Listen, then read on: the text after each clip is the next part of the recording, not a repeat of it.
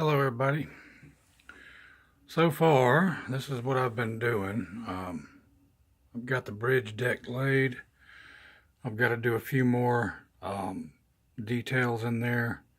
I'm going to put some boards down in the center and then maybe one between each of those re-railers on each end. I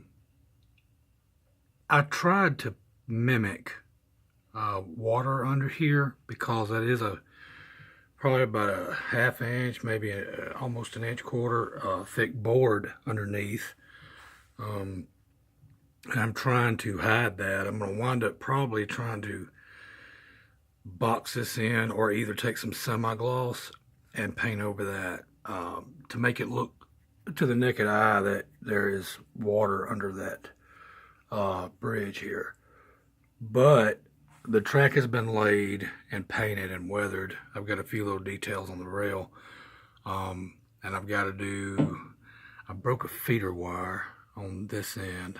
I've got to fix it. But for the most part, the deck is just about done. And then I can start working my way up, putting the plates on here. And next week, I'll be getting ready to start my bench work.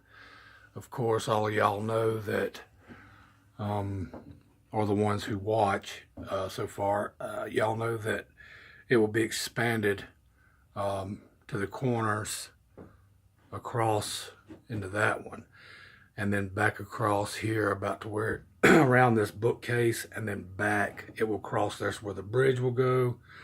And then this here will be gone from this plaster breakage back, and this will all be connected and rounded, around. The only existing piece that will stay is this right here, CP65, from this joint to the end here, and to that joint.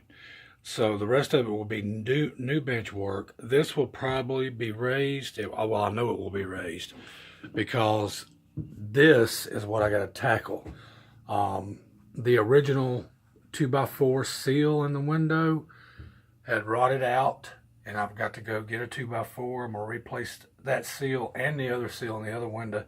It's not as bad, but I might as well go ahead and do both. This shop has been sitting closed up for almost 10 years, and I guess it just wore out. Water got in there some kind of way. But I'm going to put some flashing in there, and I got to go get some air conditioners I'm going to put in there. Probably both, probably heat and air. And then I've got to run wiring for that back to the main power pole because I want them to be on a separate breaker.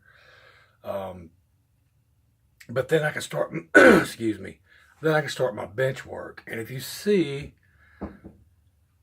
that mark is where the bench work will be on the studs here. And of course, yes, it will have a backdrop, but it'll be right above that window, about right above the unit. And I've got to be able to get to it to clean the filter and all that. So it puts it, I measured it, I think it was about 56 inches, I believe, something like that. However you want to say it, it's just about I think it's like 5.5, 6, almost 6 foot.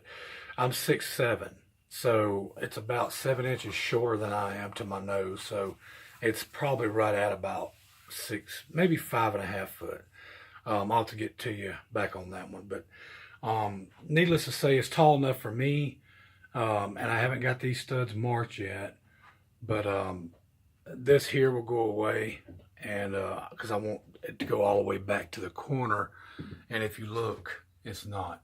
And on the plans that I kind of drew up, this engine house will be moved to here. This will be extended from the fuel island and back in here, and it's probably about where the little shop will be. And then I'm thinking about turning this into maybe some kind of warehouse, plywood, something. I don't know yet, but it's going to be an industry of some sort.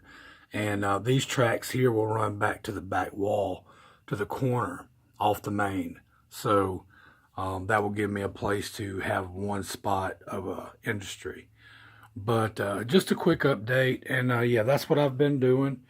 And I don't know how well you can see that on this phone. But I was looking at it in person the other day, and I think it's going to be okay. It kind of it tricked me into thinking that the bridge was actually suspended and there was no piece of thick board under there. And it just made it look that much better. And when the plating's on it and all, I think it will. And then, of course, I've got the railers here, which I've got to kind of trim up. But these other railers that I had bought, I'm going to split them. That's going to be the feeds and the connections of this side of the layout and the other side where the bridge is going to connect.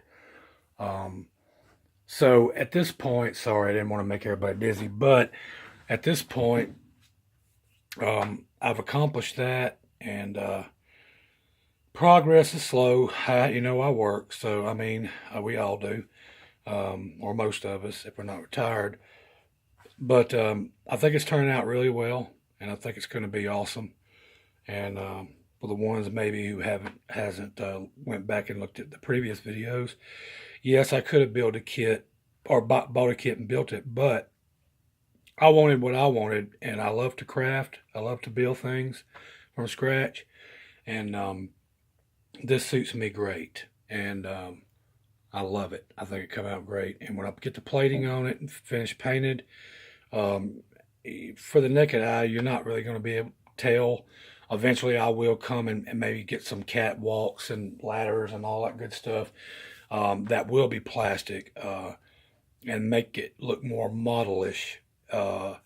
But for now, this will suit me, because when I build that bench work and I lay the track, I want to be able to just pop that bridge in and run trains.